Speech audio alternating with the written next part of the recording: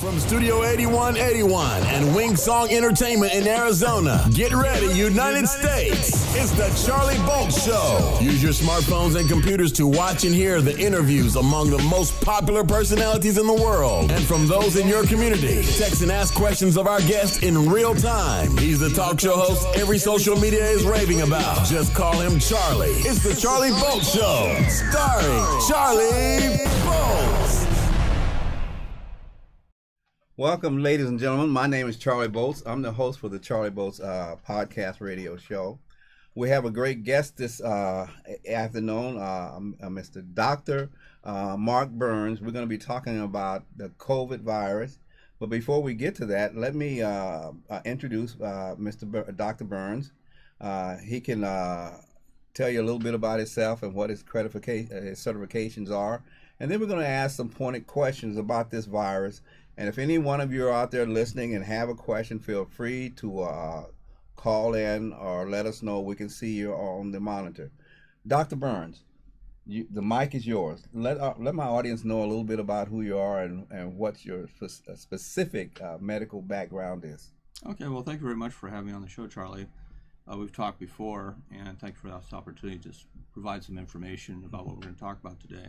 The background basically is that I'm an internal medicine specialist, which is basically, I would say like a family medicine specialist for adults and adolescents. I've been practicing out in the West Phoenix area since about 1992. I used to be on staff at some of the hospitals, but in the last 10, 15 years, pretty much private office-based practice of medicine. Okay, now my first subject matter to you, Dr. Burns, is what are viruses and what should we be made aware of when we talk about particularly the COVID virus? Okay, well, viruses are infectious entities. There's a lot of discussion whether or not they're actually living or not. You know, basically, one of the definitions of a living organism is something that can replicate itself. Viruses can't really do that. They're very, very small. They're much smaller than bacteria, but they don't actually replicate themselves. They actually need another entity, such as bacteria, or in our case, talking about the COVID virus today, they need a host to get into, to infect, take over the machinery, the normal machinery that keeps us alive and healthy, and say, stop doing your usual business and just make lots of us. Okay. And in doing so, making lots of copies of that, the cells get sick and die and release the virus, and it spreads. And then we eventually start having such a load of virus, we actually spread it to other people, and we'll become infectious. And then what we hope is that our immune system will recognize it, fight it down, and then we recover. But sometimes people, unfortunately, get too sick and they pass on. So, speaking particularly about the COVID virus, you said something there that caught my attention, was that you basically don't know if it's alive or dead, but it needs some way to be transmitted of and beyond itself to get into someone. I don't know if I'm saying it right or if I'm... Well, how does it get one from one place to the other? Yes. Yes, it has no wings or anything like this. It also needs to be helped to be transported, because basically it's just like pieces of dust almost. So what happens is when it gets in an infected organism, such as a human, and when you get sick, one of the ways it's just developed over time or been that way forever, when the person's sick, you cough or sneeze, and you discharge lots of these brand new, right off the assembly line virus particles that travel. And so what happens is then the way most people get sick with viruses is not so much direct contact, direct spread. That does exist, but 95% of people that get infected with viruses, including this one, is because you bring it to yourself by touching a door handle, a shopping cart, the back of an airline seat that somebody coughed or drooled on a couple hours ago, and bring it to your face, particularly your eye. And that's the way 95% of the infection initiates.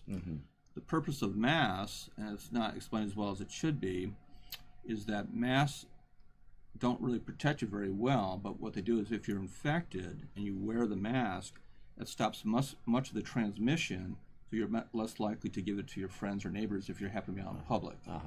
That's basically the point of it.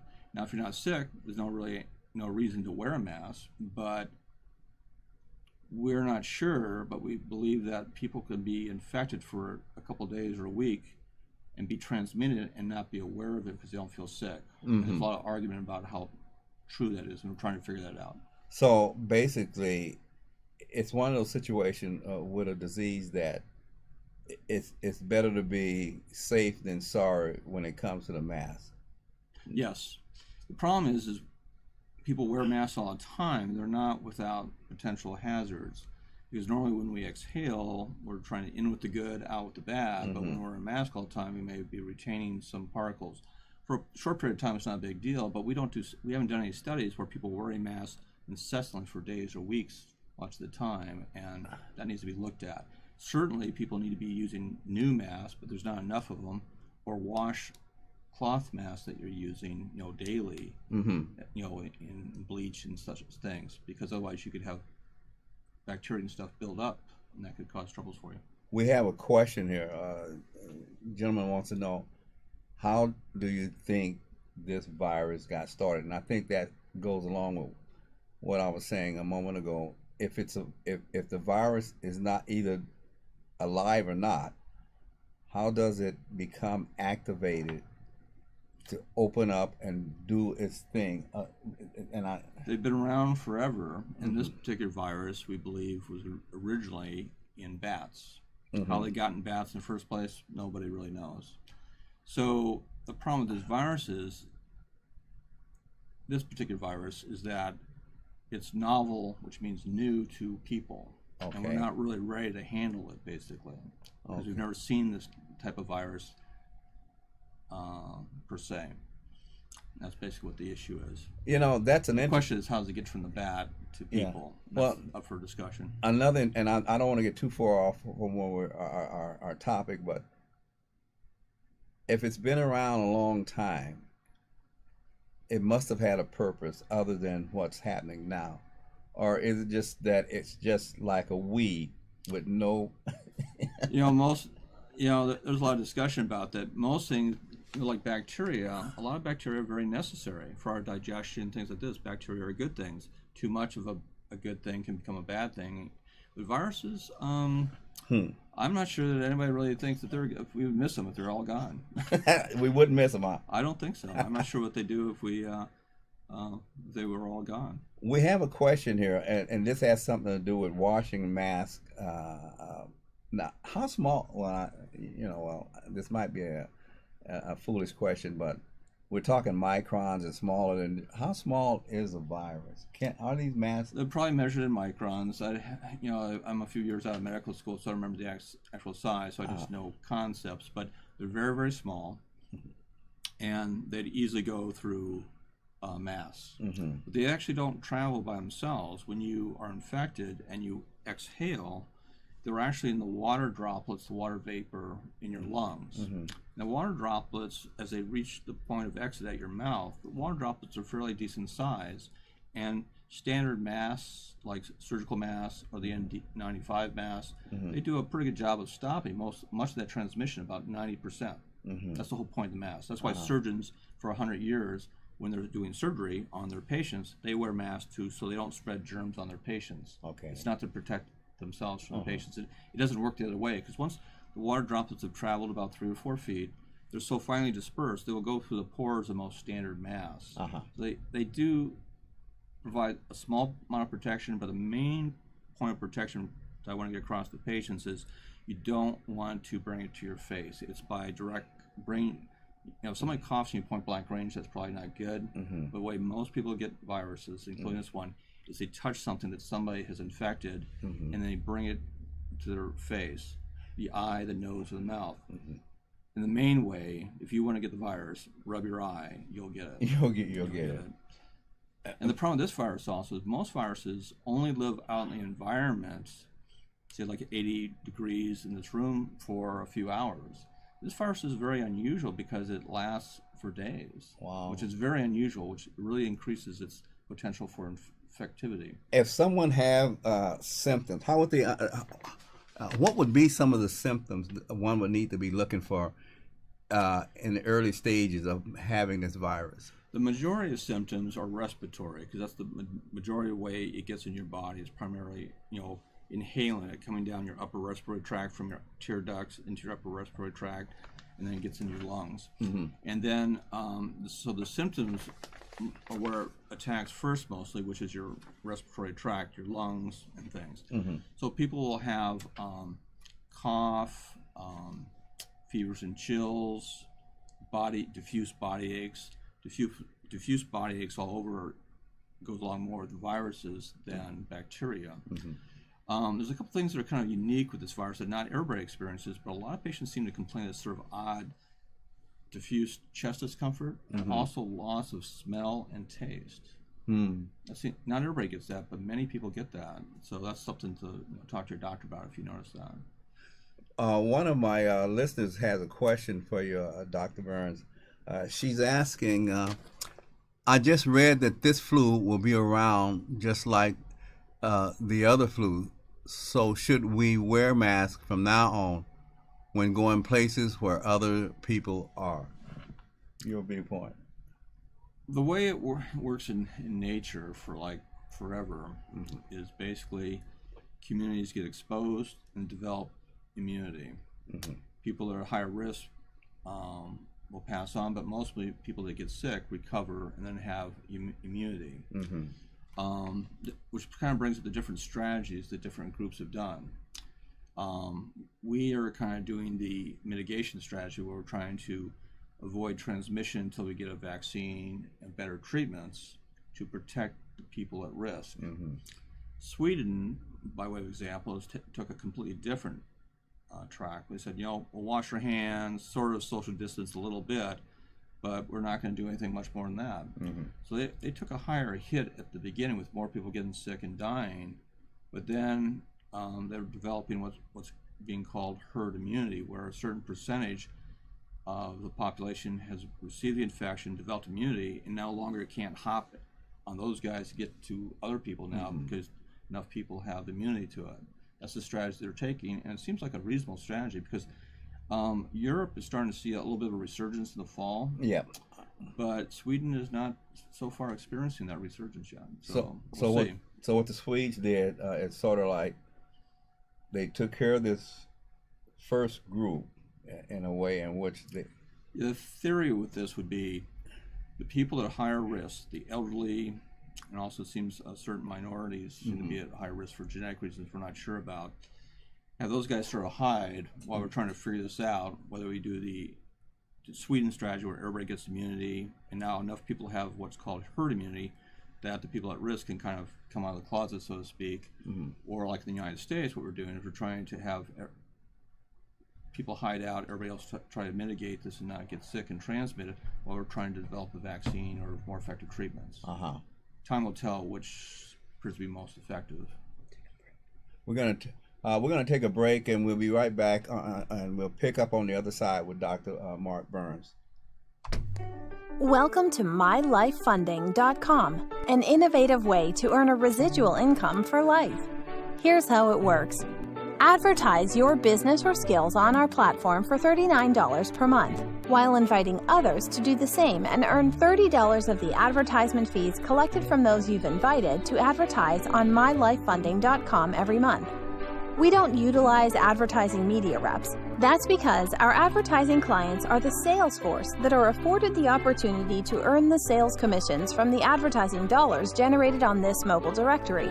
When you activate an advertising spot with us, you will be assigned your own independent sales rep promotion code that you'll use to invite others to advertise on MyLifeFunding.com.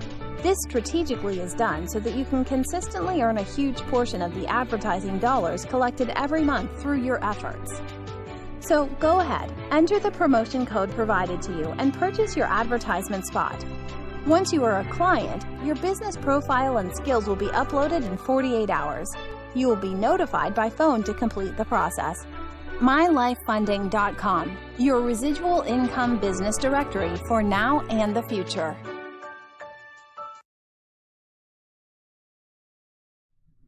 Welcome back, ladies and gentlemen. I'm Charlie Bolts, and this is Dr. Mark Burns. We then got into a very interesting conversation here over the coronavirus. The lady that asked the last question about wearing masks and everything, I want to, for a moment here, Dr. Burns, go into the area of conspiracy theories and those things that then popped up because of this virus. Because as I have sat back and looked at what's been going on of the last several months, it seems that the coronavirus has become weaponized to the advantage of certain groups of people and politicized also. Therefore, I've seen an impact upon people. For instance, there are many individuals that figure, well, they don't have to wear the mask, and I find that horrendous. And then when you go to stores and things, every store I go to, everyone's going in. They have a mask on. Businesses, and this is what's sort of odd. Most of your major businesses has a standard now that you wear a mask when they come in their place of operation. But then on the political side of things, people are being told that basically they don't have to, is what is really going on. So do you think that there is some, and for the lack of a better word, shenanigans going on? Because I actually got upset with someone that called me and was talking about this virus was a conspiracy thing, and I stepped back and said, well, it can't be a conspiracy in the sense that you have all these people being affected around the world by something, and we're all of a sudden losing large numbers of people. And the other day we were talking, and you mentioned something about Arizona, 9% of people in this country, and okay, I could talk about that. So one of the things that, when you invite me to talk in the show, one of the things I want to get a little bit of perspective about balance on things, because we all make life choices that have risk. Mm-hmm. If we're going to drive to the store, that's pretty safe, but we might get in a car crash or something like that. So there is some risk to that, but we've chosen that's very small, so I'm going to choose to go to the store. Mm-hmm. So when we make life choices, in particular like this virus, like what are the odds I'm going to get the virus, is one thing. That how much is it going to kill me? But the other perspective people should have is that, well, maybe you might be okay, but you might want to not spread it to your neighbor. So you want to take that into consideration. The mask part, I think, is a little bit overblown. Masks are important, but as I mentioned before, 95% of the transmission is from direct contact. Which I get a little chuckle when I go to the stores, like Lowe's or wherever, various stores. You're wearing masks, you're staying 6 feet apart. Then you go up to the checkout counter, and they want you to hit the little keypad, grab the little pen to sign your little signature that the last 10 guys just finished handling. I just finished mentioning that 95% of the transmission is grabbing something somebody that's infected touched, and then you rub your eye as you walk out the door. So I kind of mentioned to the managers, if you really want to be effective, 95% of it is right there handling that. So either have people not do that, or have the clean it off between patients, because that's, we miss that sometimes, perspective on that. The other thing is perspective of how many people are actually dying. There's a study out there apparently that was talked about a couple of weeks ago that it's not widely released, but apparently the casual American that's been interviewed that sort of half pays attention to this, only looks at the TV news, nightly news sort of, they've somehow gotten the impression that about 9% of America has died from this. That's like 30 million people. That's stunningly amazing. And, both of us know that's not true. About 190,000 people report to have died from this, not even close to 30 million. So, but on the other hand, it's not to be discounted too easily, because it's not as bad as the Black Plague, but it clearly seems to be worse than a bad flu year, clearly. So I want to put perspective on balance on how big a deal that is for what we do to our country and how we handle it. It seems that this virus has a Dr. Jekyll, Mr. Hyde syndrome to it, in as much as that, like I had the test done a few weeks ago, me and my wife, and we were showed to be negative as far as having the virus. So and when this thing first popped up, I was of the viewpoint, well, it's like, I'm all right, I'm healthy. And I really didn't have sympathy for the person that was getting sick because I didn't see no need in wearing a mask until I began to get educated and realize, you might be healthy for certain reasons. And one of the reasons I found out in going to the doctor, that I found out that vitamin D is a supplement that really gives people a certain shield of protection. Could you delve into that? Yeah. There's a webinar that doctors were participating back in about April, a couple months into it, saying, here's what we've learned. And we still have a lot to learn. But one of the things that fell out that the conference doctors were talking about said, make sure your patient's vitamin D is normal. We don't know exactly why, but when we're looking at the data, who lived and who died, we noticed a lot of patients that didn't do well, their vitamin Ds were low. And vitamin D is not routinely checked. And a lot of, I've been doing it for maybe about 8 or 9 years for physicals that I do. And when I first started doing it, I found that a lot of the patients over age 50, probably about 70%, had low vitamin D. And so normally we're talking about it in not an urgent manner for like osteoporosis and things like this, but they've done more studies with the test since it's become more widely available. And one of the things I've learned in recent years is it's very important for immune function. And so that's one thing we do know is you don't want to take too much vitamin D because you can get toxic on vitamin D. Okay. So you want to talk to your doctor about what's the proper amount. Let me ask you a question on that then. I have certain medical things that I have to take care of weekly, and I get vitamin D 3 times a week. But what is the purpose of the vitamin D itself? What does it... Vitamins, by definition, I can't talk hardly, but by definition, the are entities that you have to ingest. Your body cannot make them, and they're required for normal functioning of a lot of different bodily functions, such as the immune system, by way of example. And so, if you don't have them, it's like think of an assembly line at a car assembly plant. So the car chassis is going along, and you put it on the tires, and you put it on the steering wheel, and you're going along, and the guy that puts on the engine's not there. So you may go along, but it's not going to work because you're missing a critical piece. So vitamins are very critical for certain bodily functions, and the vitamin D is important for a couple different things, but the immune system is part of it. This lady has a question, and her question is it good to take vitamin D, C, zinc, and B to help build immunity? It's important to have those in your body. The question is, how much do we get in a normal diet?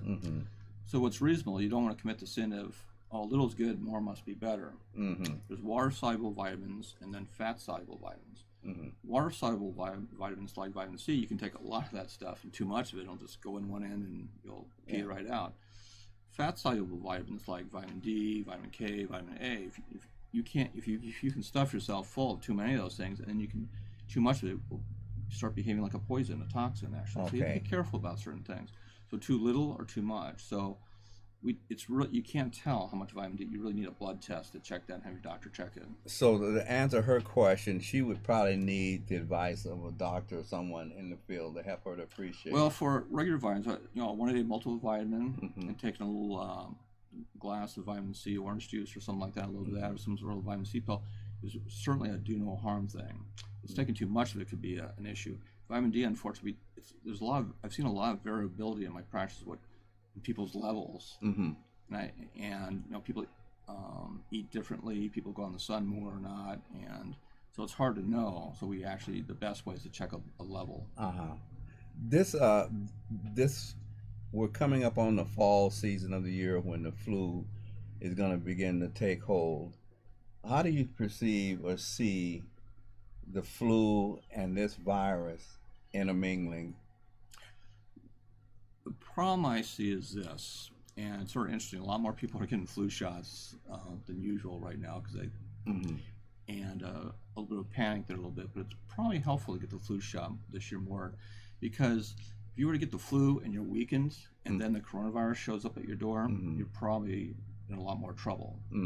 So on that basis, take the vaccine to avoid getting the flu or reduce the chances of getting the flu is probably a good bet.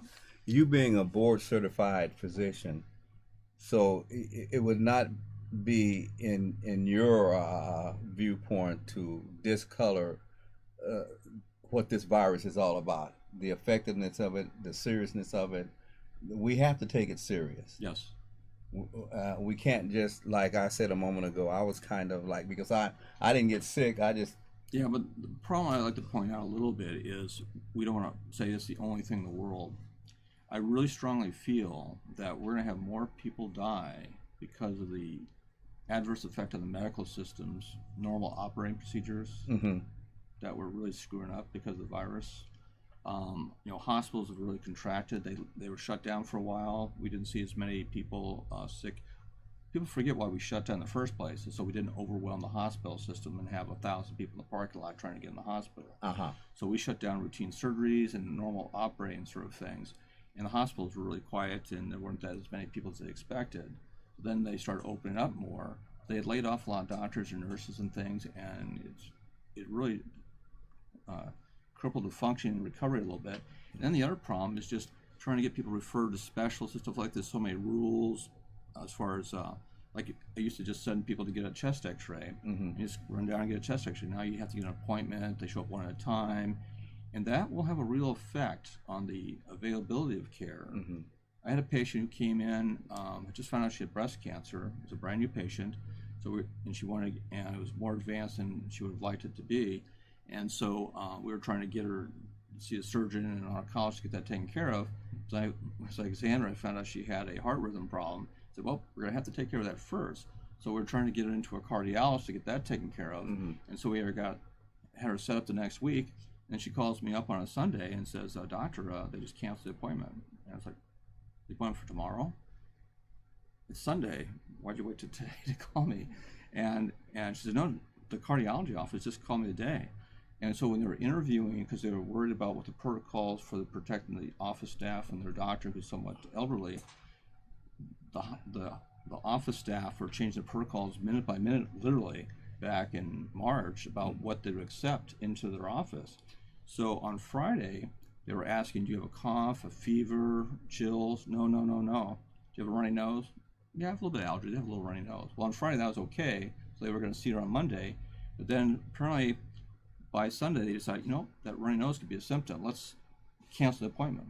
Wow. So a lot of that is probably going on, impacting other regular care that people can succumb to. And I believe, I don't know this, but I believe 5 years from now, when we write about this, we'll probably say, probably more people may have died from this way we adversely affected routine medical care than the actual virus possible. A lady has a question here. She says, I'm getting my yearly flu shot this weekend, and let me make sure I've had my HAP AB coverage shots.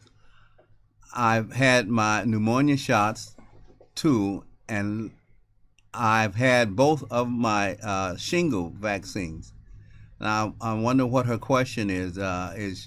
Is she asking if she's safe or what's going on? She's asking about getting the flu shot? Yes. Yeah, she should go ahead and get the flu shot. How old is she? Does she know how old she is? She's probably around, I think she's in her late 50s. Okay. If you're over 65, you get the Fluzone HD. There's a different shot for people less than 65. But yeah. And there's another lady that's asking the question, do you think she should get, she asked earlier about the vitamin, do you recommend getting lab work done to see where your levels are? For vitamin D, yes, I would.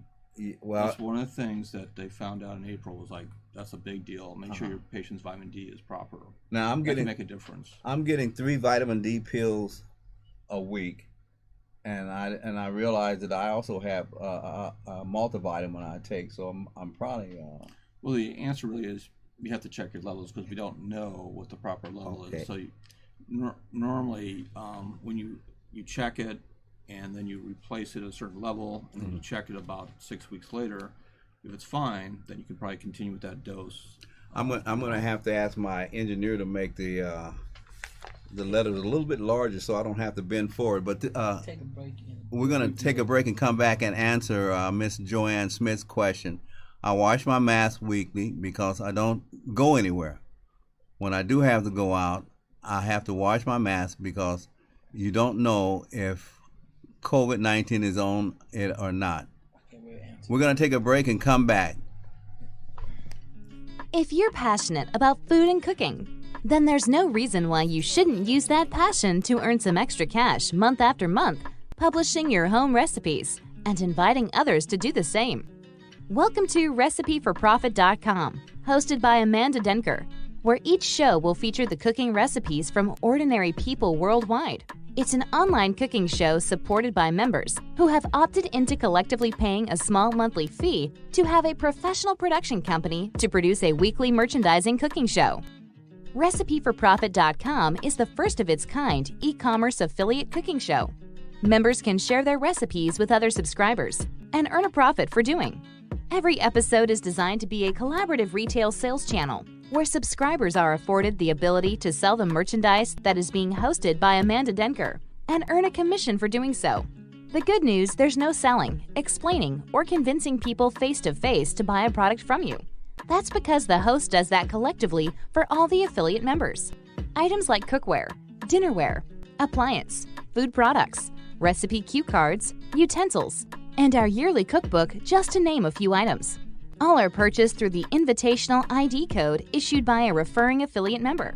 It's time to financially empower yourself and others through the simple method of publishing your recipes using our platform. For details, download our brochure and complete the registration package listed below. And thank you. Okay. Now, anything else that you say? There's too many features. We're back, ladies and gentlemen. My guest for today's show is an interesting conversation we're having about the coronavirus, COVID-19, Dr. Board-certified Dr. Mark Burns. Dr. Burns, one of our guests, listeners asked a question about going out and the fact of washing the mask. And she says, do you know if COVID-19 is on it or not? Well, or spray the mask with Lysol? I wouldn't spray with Lysol. You would or wouldn't? I would not, because it's right at your face. Yeah. Lysol is probably not something you want to be inhaling. Yes. At point blank. What I'd recommend is just clean it as you do your clothes, with wash machine with Clorox, or hand wash it with some water and Clorox, and then make sure you rinse out the Clorox. But I would do it either every day you use it. I would clean it every day you use it. I heard this from a gentleman where I live at in the apartment complex. And we got to talking about this wearing a mask, and he said his doctor told him, now I don't like to spread rumors or gossip, but he said that in certain cases, I guess, when you're breathing through a mask, you're creating a buffer zone for more carbon monoxide, and it can make you a little bit tired or sluggish. No, I don't really think that's an issue. Those are very small molecules, by the way, carbon monoxide. They're very small. So they're going to go through. They're smaller than the virus, and so they diffuse very nicely. Okay, so we don't have to worry about that. No. Well, it's the buildup of debris that's exhaled I kind of wonder about. I don't know, but hopefully they're going to be doing studies on that. I'm going to, as a physician, if someone came in and you discern that they unaware of themselves, they had COVID-19, what would be your first plan of action? I don't know if that's a proper question. If they had symptoms of an infection, especially now with the COVID running around, our first thing will be trying to get it tested. That's still sort of an issue we're working on, but most doctors can find a spot for their patients to get tested, but it still takes a little longer than we'd like. It's usually an overnight deal. But at least we can get the results back usually the next day now. So, if somebody's positive, what do you do? One of the things we want to make absolutely sure that vitamin D is good. We want to make sure they get a good night's rest and go home and rest and drink plenty of fluids. Probably take a little bit of vitamin C. There's some controversy about this, but I belong to the group of doctors that feel that treatments such as hydroxychloroquine with zinc and the azithromycin for 5 days is helpful if you give it early on in the course. If you wait late when you're sick in the hospital, that's probably not going to make much difference. Now, this this is hydroxychloro. What do you call it? Hydroxychloroquine. Is this the medicine that the president had been touting? Yes, in fact, he mentioned it back in like March. He also mentioned another medicine called Remdesivir. And the thing that was sort of interesting about that, I already knew about the potential for hydroxychloroquine because I do a lot of research on the internet, and there's a particular website that does a lot of teaching that I find very helpful, and it was mentioned on that website about a month before that there might be some potential benefit from that. That's probably the sources where President Trump heard about that. I think it was interesting. People kind of blew back hydroxychloroquine because President Trump mentioned it and said it was probably bad or something like this. But the thing that I didn't realize until I thought about it a little later was he also mentioned Remdesivir, and they didn't push back against that. And I really think a lot of the pushback against hydroxychloroquine is probably a lot of the pharmaceutical companies. They really stand to make a lot of money with these new medicines. And if a simple 30-cent medicine works just as good or better, and it's been proven to be safe for 50 years because it's been used around the world for half a century, that would probably, I think that's a lot of why there's a lot of pushback. It's not so much, I thought it was because people were upset with Trump mentioning it and thought I'd be wrong about it. Yeah. He also mentioned the Remdesivir, and nobody made any big deal about So that. those two medicines in and of themselves are not necessarily a detriment to helping people. It's just that. Well, Remdesivir, we don't know. It's a brand new one. It's specifically designed to be an antiviral. It looks sort of promising. The studies to date have not shown a whole lot. It doesn't show that it's reduced mortality a whole lot. It's reduced hospital stay a bit. They're still doing studies to see, but it costs like about $4,000 and it has to be given in the hospital. It's very expensive and not widely available. Whereas hydroxychloroquine, it's very easily manufactured, and it only costs 30 cents a pill, and you only need $2 worth of it. And the other thing, it's been around for half a century. It's the number. Actually, when we have perspective, this actually was developed for the number one killer of most people on planet Earth. Malaria, which we don't even talk about. No. But that kills more people over the centuries and still now today than any other disease. That's what hydroxychloroquine was originally developed for. Now you got my curiosity going. What is malaria? Malaria is kind of like a parasite that's transmitted. You get it in places like Africa, but you can get it in other countries.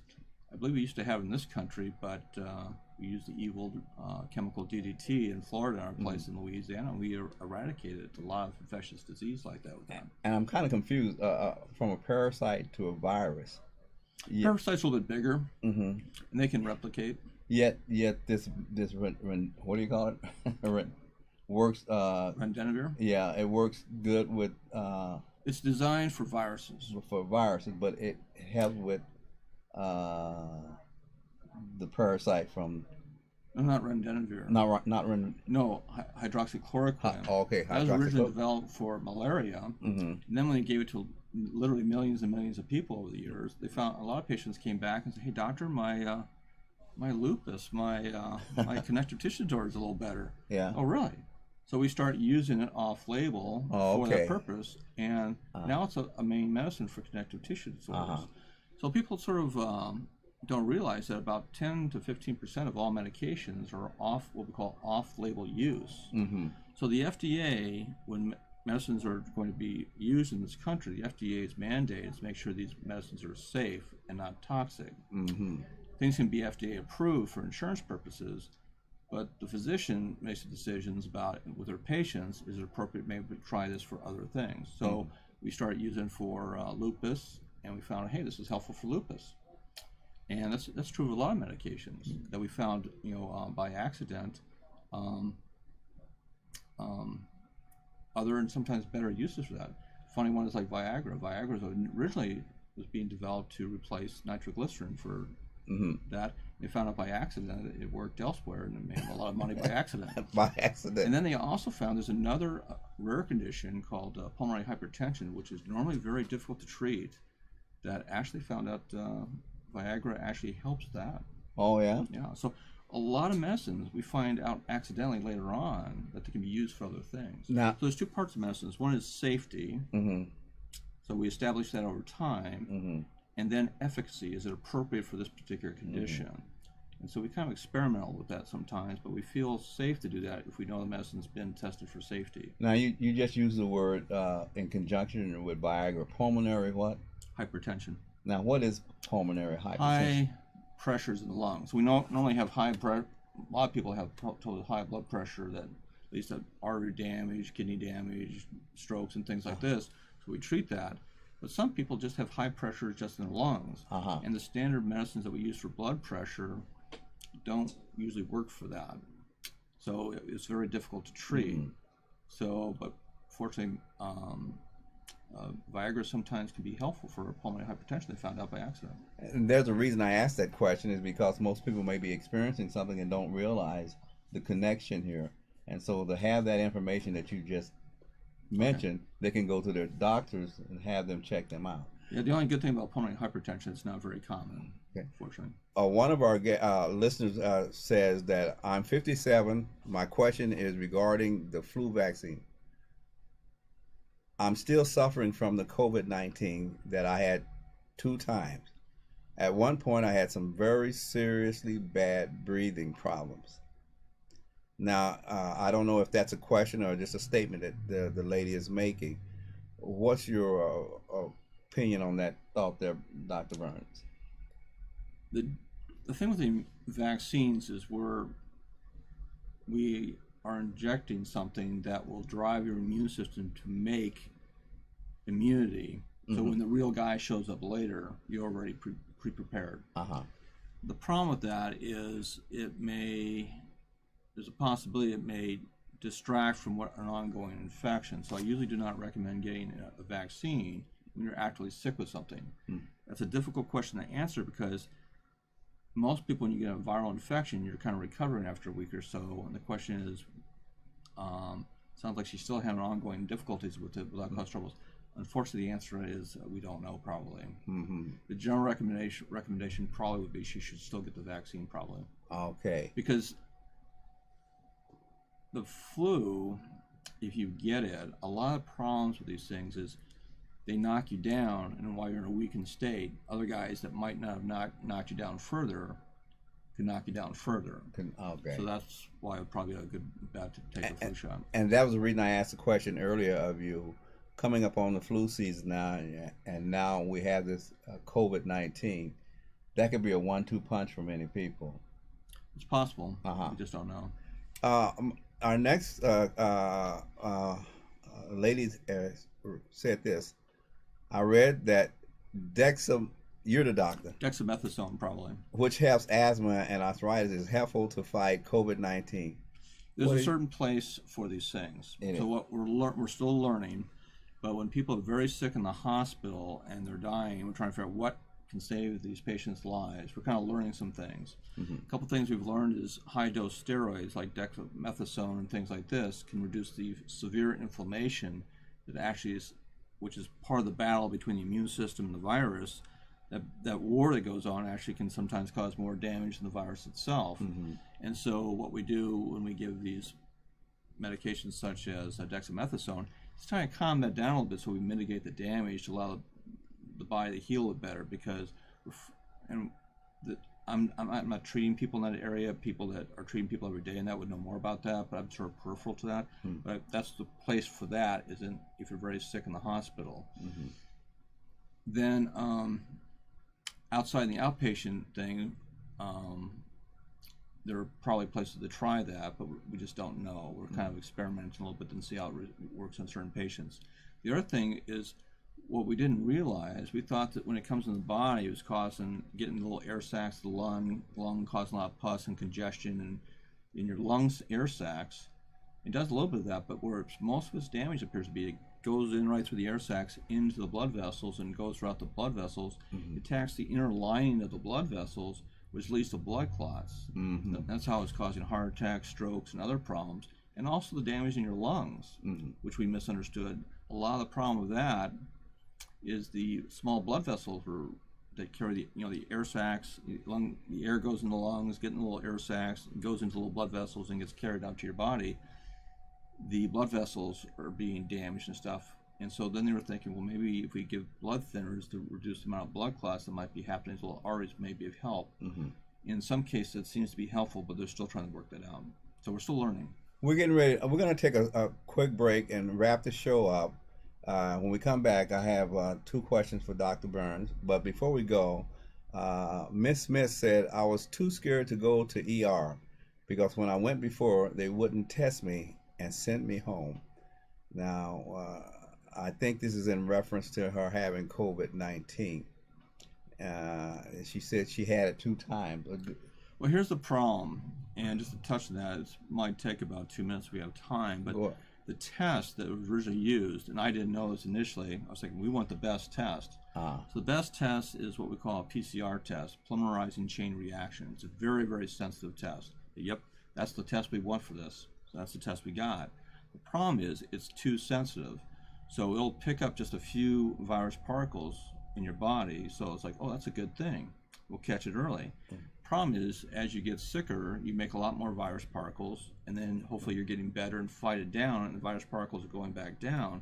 The problem is I found out this later, so I'm a little bit upset about this not being put out more clearly. I don't know who came up with the idea of testing people 2 weeks later before you can go back to work.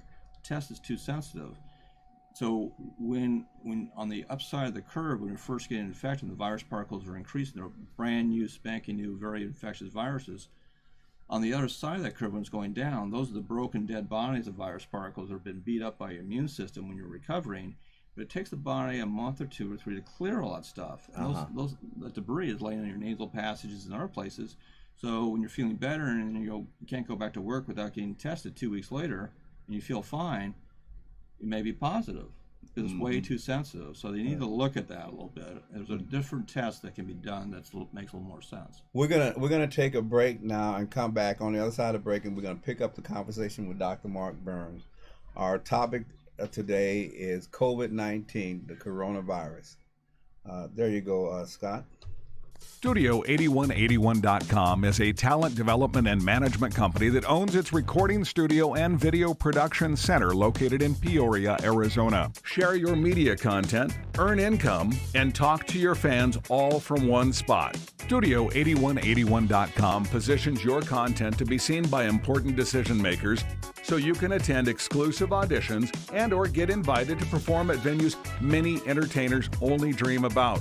The producers and engineers are determined to create new opportunities for talents, aspirants, and future stars. Don't have the money to do a soundtrack or a promotional demo video? Not a problem. You can simply request and schedule an audition. If you have the talent, we want to hear from you. Get your entertainment website and more. Email us at info@studio8181.com. Thank you.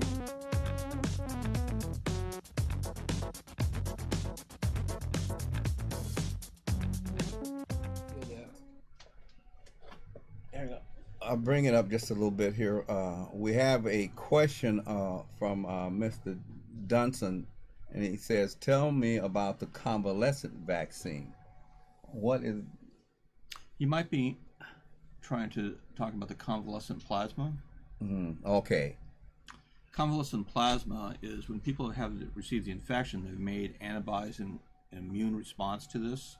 What we do is we donate some of that blood like a blood transfusion type thing. We donate just the immune part, the antibody part, and we give that to the patient who's very sick, who hasn't made a huge response yet, and so they're getting this from our patients who already made and survived that. And so that's the theory with convalescent plasma, which is being looked at. It looks promising, but the jury's out on that right now. I think, but it's not widely available. Okay. Miss Smith, the last thought right here. Ever since I had the COVID-19 twice, my lungs and asthma attacks has been so difficult to deal with. Every day and night, I'm using both inhalers, Brio, Pro Air, albuterol, and nebulizing almost every night. It sounds more like it's a complaint about the situation she's in more so than if she received. Well, she's in a tough position. Yeah. And what I mean by that is most people, the vast majority of people that get this virus, get better or don't even really get that sick. Uh-huh. But we're not sure why, but certain people seem to get hit harder with this. Mm-hmm. Certain blood types like O positive seems to be a benefit, and if you have blood type A, you're more likely to get sicker with it. Mm-hmm. Minorities seem to have more susceptibility to getting sicker with this. But the thing is, she is just like a patient that I was talking to just earlier today that we were sharing about, that she's a younger lady, she's about 45, black lady, who had previously been healthy until she got this virus. But she's had this sort of lingering asthma-like symptoms that we've had to be treating for like probably about 3 or 4 months now. Mm-hmm. And she said she had weaned off her anti-inflammatory inhalers and was just using just this medicine called Ventolin. But she's called me and said she's starting having to use the Ventolin more. Mm-hmm. And this is telling me that she still needs anti-inflammatory control, because the Ventolin helps you breathe but doesn't cure anything, it just helps open up the airways. I see. So when she's having to use that more, it's telling us something's still cooking. And so it's interesting that she's the only patient I have like that, and it's interesting that this lady calls in with this, and I wonder how many people are out there like them that didn't get better after a week are still suffering a couple of months later with this, like, and this lady I'm talking about, my own patient, never had asthma before, and she's behaving like she has asthma now. Let me ask you, Dr. Burns, this, I don't want to call it a new disease because it's been around forever, and we'll get into how it jumped from animal to humans, but are we to believe that we're going to have to live with this virus just like the flu virus? I hope not. I hope we either get a vaccine or develop enough immunity where its transmission from place to place is stopped. Because it can't fly on its own. It needs a vector, people, to take it from place to place. I was very wrong when I thought, well, Phoenix, if we can get to May 1st, we'll be okay. Because we thought the peak for Phoenix was going to be about April, and not much happened. But then we kind of opened up. People came out of the closet, and then we got a lot more infections. And unfortunately, the heat didn't seem to shake it away. What I misunderstood was it doesn't live outside very long. The heat toasts it very quickly, but its people are the vectors, the carriers that carry from one nice environment to the next. So our hope is, one of my things is that somebody is going to get the Nobel Prize in medicine for coming up with a novel way of dealing with this novel virus. One of the things I would like hope for, I saw some research somewhere that ultraviolet light is toxic to bacteria and viruses. The problem is it's also penetrates into our skin and causes skin cancer and can blind us because it hit our retina. So we can't routinely be in the same room with it. So we can use it when we leave the room, but we can't use it all the time. But there's some researchers say that a very narrow frequency of ultraviolet C band, I think, only penetrates like the half of the depth of a cell. And so that wouldn't, surface skin cells don't have any DNA to be damaged to cause cancer or anything like that. They're just empty sacks of protein, basically. So that would be okay, and your tears may block this. And but it still penetrates enough to kill these little viruses and bacteria. So in theory, if they could incorporate that wavelength in standard lights in the emergency room, in hospitals and offices and perhaps at home, and they find that safe possibly, you could leave the lights would be killing all the bacteria and viruses all the time, which would be good for getting rid of the viruses, which we don't think can do any good. We'd have to look at, do we really want to kill all the bacteria, because sometimes they do good things. But you don't want to have the light at the levels of which it could penetrate the skin. And well, no, that's what the point of this. They think, there's a researcher that claims that there's a certain very narrow frequency that will still kill bacteria and viruses, but won't penetrate us. Now, getting to the end of the show, I had been, I've been following this, and there was a doctor, she came close to the edge of, and this has something to do with my own layman thinking here. If we're dealing with a virus that's been around a long time in the certain element of the animal kingdom, bats, how did it get from bats to humans? And my thinking is that the only way that could happen and if you want to enjoin yourself in that thought, is that there had to have been some secret laboratory working on this virus, and somehow the virus got out. Well, it's an odd sort of thing. What's the most likely scenario? And once, completely new viruses don't just show up every day, especially brand new ones like we've never seen before. That happens rarely. So it could just been just bad luck. But the claim is that this came from the wet market in China, but actually the type of coronavirus that this is doesn't exist in those type of bats that they have in the Wuhan province. They only actually, those guys are more than 1,000 kilometers away from Wuhan. The only place inside of Wuhan that has these type of viruses are the bats that are in the research lab in Wuhan. And that's why a lot of people believe, and I'm kind of one of them, I believe that got released accidentally or whatever from this lab. And that's why it's novel. They were probably studying it and manipulating it for research purposes, which is one of the reasons why this is so potentially dangerous. This type of research is actually outlawed in most countries. China's one of the few places where I believe that research still is ongoing. It's illegal here in this country to do this type of research. Because when you do science and you're trying to do research, you're trying to find things that benefit mankind. And so you have to consider the risk with the benefit. And I'm not sure how much benefits involved, but there's certainly, as we're seeing, potentially very serious global risk if these things get out of the lab and can cause mischief.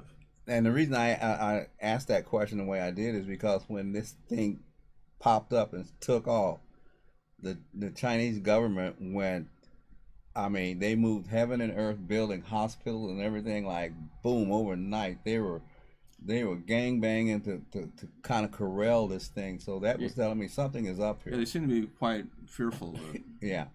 Well, ladies and gentlemen, I've been speaking to Dr. Mark Burns, board-certified physician. What is your menu, Dr. Burns, for people staying healthy with the coronavirus? These are just, one of the things that we always forget the old basic stuff, and we're always looking for the new high-tech stuff.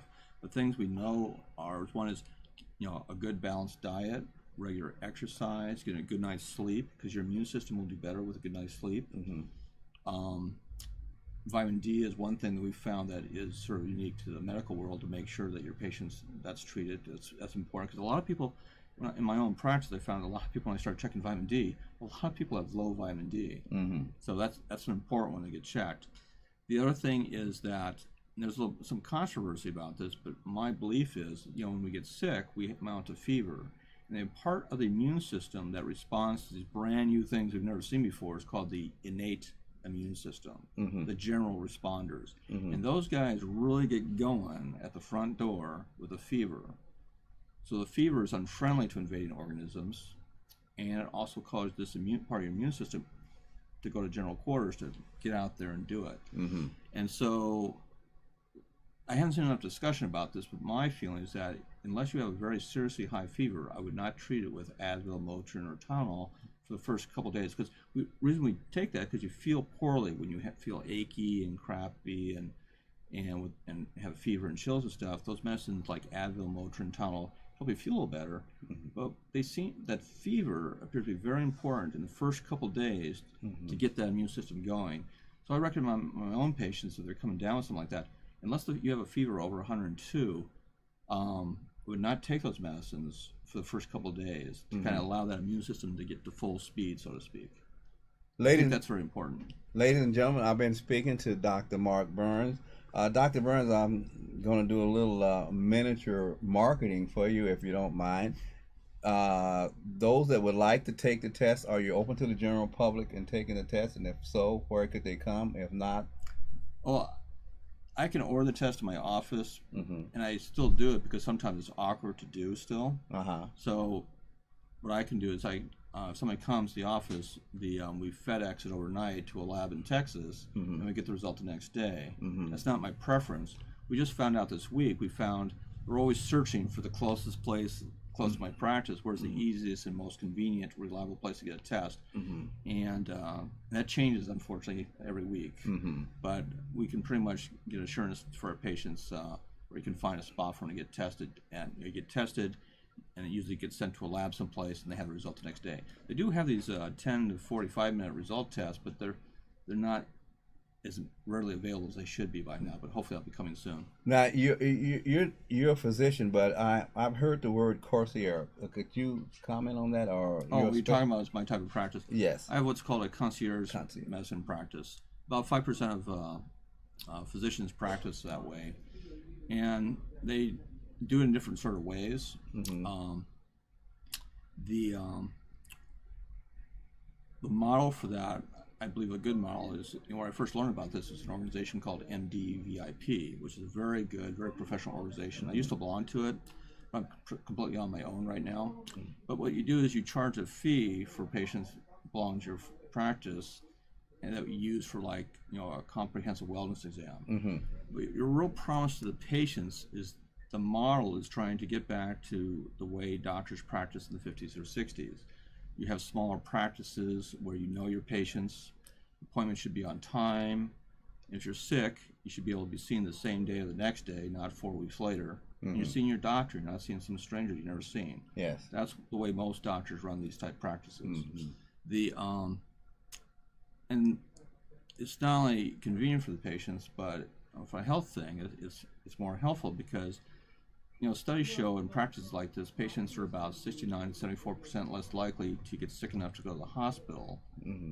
And that's because they can get seen more quickly, and hopefully, and with a person who knows them, whether it's a physician assistant or doctor, someone that knows you, that you've seen the same patient, that knows you very well in a timely fashion, and then you spend the time to make sure you address that. Yes. Because unfortunately, most doctors and nurse practitioners and physician assistants are seeing about 40 patients a day. Mm-hmm.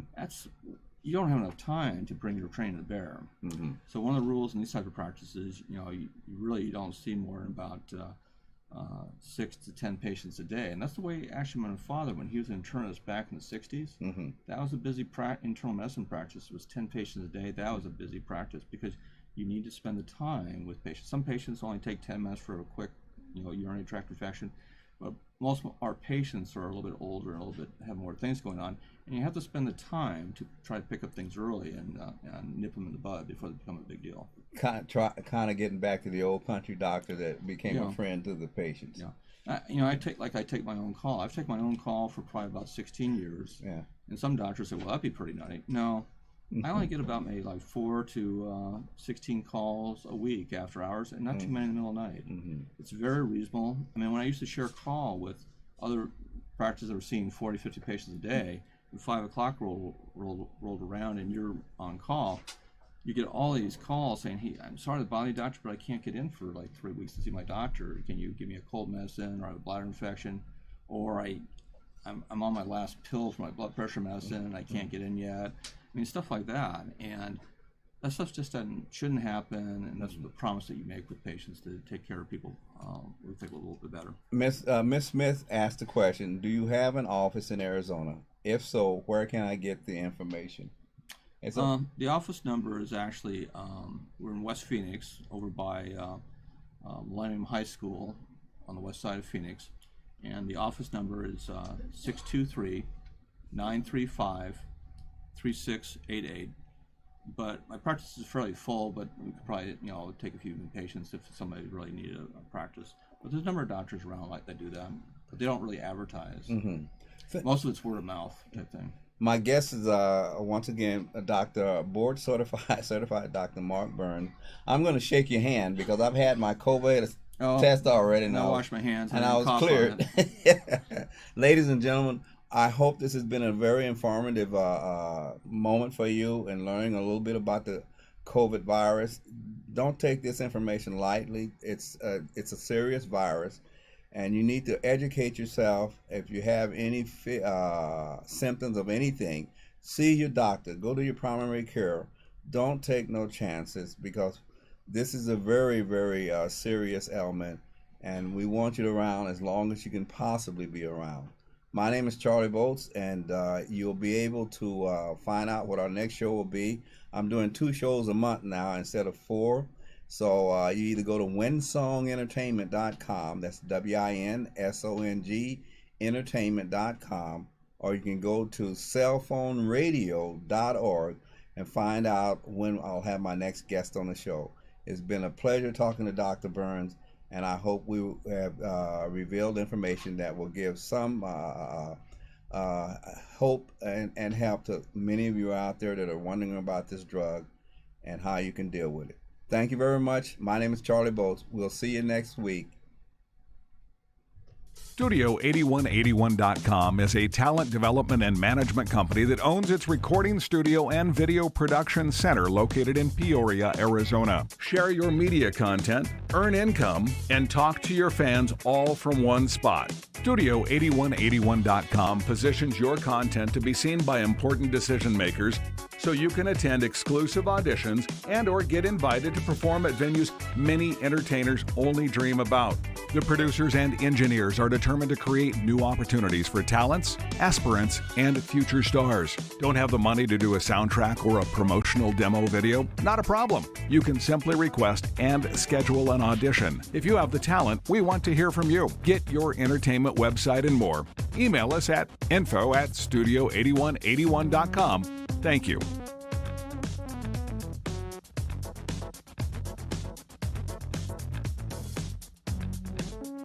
Cellphoneradio.org is redefining webcasting and podcast productions. We're uniquely positioned to help you take advantage of the digital world we all live in. So if you have an idea or content for a webcast show or a podcast show, we would like to hear from you. We offer an innovative way of funding and creating outstanding webcast and podcast shows to earn income for developers and viewers. Please enjoy our current posted shows and interact with the host. Ask questions in real time and/or have one of our producers create a stunning digital advertisement spot for your company that can be inserted into our selected show schedules. Thank you.